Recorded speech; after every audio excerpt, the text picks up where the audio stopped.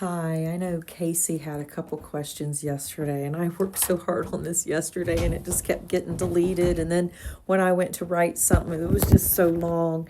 But I totally believe that there are mental health diagnoses and illnesses that is not, and I know some people think mental illness is just demon possession or it's all demonic. And I don't necessarily agree with that. I do believe in all the mental health diagnoses like schizophrenia, bipolar disorder, major depressive disorder. But where I draw the distinction here is that Ephesians 6:12 says that we don't fight against flesh and blood, but the principalities in the spiritual realm.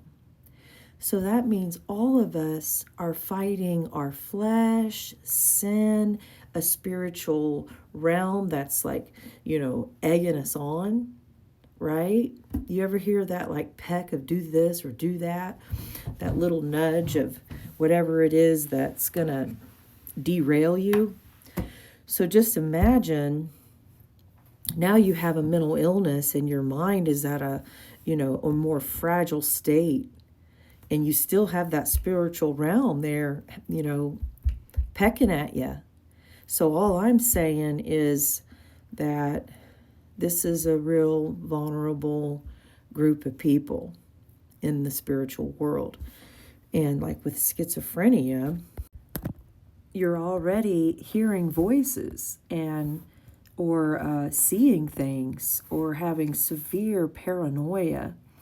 And so I imagine that the enemy would just love to jump on that. And I mean, I was a forensic psychiatric nurse for 10 years, and that means my patients were found not guilty, reason of insanity. And they were in a psychotic state of mind and ended up murdering, raping, doing just horrific acts, criminal acts. And when they were charged and they went to court, they were found not guilty, reason of insanity. And I knew these people for 10 years. And, once they get medicated, they can live a normal life. My patients that I worked with, pretty much at least 60-70% of them my whole entire career, I had a relationship with these guys. And I seen them as a human being, even though they had some horrible backgrounds. I can't even imagine what they went through, and they're actually good people. But then when they're psychotic, they're hurting the ones they love. Like I had a patient that had a psychotic break when he went into the military, which is very common for schizophrenics to have their first onset of the psychosis like during like military, or they go off to college or something triggers them like a stressful event. And he came back, they discharged him from the military, and he came back home, and his mom and dad were just hustling, trying to take care of him. And they were going to take him back he was like staying in a mental health ward. And they had him out for a visit, and he didn't want to go back. And his voices were telling him, they're trying to do this to you, they're trying to do that to you, just off them. And he did. And he killed both his parents. And before his mom died, she told her daughter, she says, always take care of John.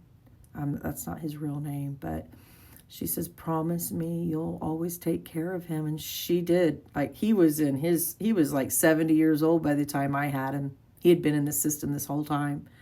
And really sad what happens with the schizophrenics. And here's the other thing that's unusual is that their voices, why do they have to be dark? Why do they have to be negative? Why can't they be like a song comes into their head, or I just heard this voice and it just, told me Billie Jean, the song or something, Like, why does it always have to be like, go get him, they want to kill you, go kill him, or this is God, you should do this, I want you to do this. Like, they don't know the difference between reality and their delusion or their, psychotic world that they're in. And the voices they're always the same for these guys. And they're always dark, or they see little demons that they'll describe. So that's so confusing for me, is like, why is part of your brain lighting up and it's hearing voices, and why do they always have to tell you to kill somebody or kill yourself? And so why wouldn't the enemy be all over that, right? Why wouldn't he be all over that? He wants to work evil in our lives. So a really good support system is so necessary for these guys. But the other thing is that my patients don't have a religious background, and they'll come in and they'll be hyper religious. And I just believe, my theory on that is that God is close to the brokenhearted. And a lot of times these people go through the cracks, they self-medicate, they're on the streets, they're doing drugs. And this whole time, God still sees who they are, and he's never left their side, and he is with them. And they feel him, even though they might not be reading their Bible, or they may not know him, but that's the only thing in their life that they're holding on to. So they'll come in on a psychotic break, and it'll be Jesus, Jesus, Jesus. It's never a different God. It's never Buddha, it's never Allah, it's never one of these other gods. It's always Jesus. But there's just so many stories. There's so many things I could share. I don't know if that kind of helped you. If there's anything else I could share, you could private message me. I am open for that. So God bless you guys. I meant to touch on demon possession. I want to give you my little opinion on that. And I very rarely see a full-on demon-possessed person, but I know they get thrown to me because I would work, and after I worked forensic, I went and worked to the emergency room for about 15 years, 20 years there. And so a demon-possessed person would appear psychotic, and I would get them. And I can tell you a couple that I had. It was a girl, and she wasn't even bigger than 100 pounds, but one of the distinctions for demon possession is that supernatural strength. I bet there was 10 guys in there trying to tie her down each arm, and she was just busting through it. They could not hold her down, just supernatural strength, over human. It's not human. And their voice, like they get that groggly sound you hear, like a heavy metal singer kind of scary sound. They sound like that. And another thing they do is they will start telling people's sins on them.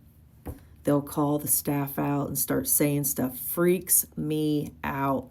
And then the look in their eyes is just like, you don't even want to look in their eye. And a lot of times they'll even change languages, and they'll speak in like an Arabic sound. And some other times, I have another interesting story about, I wouldn't call this one demon possession, but there's so many stories I have. They do get confused with psych, and the person that was demon possessed may not even have a mental illness at all. Just having a demon attacker. But I wanted to just share that one with you. Thanks.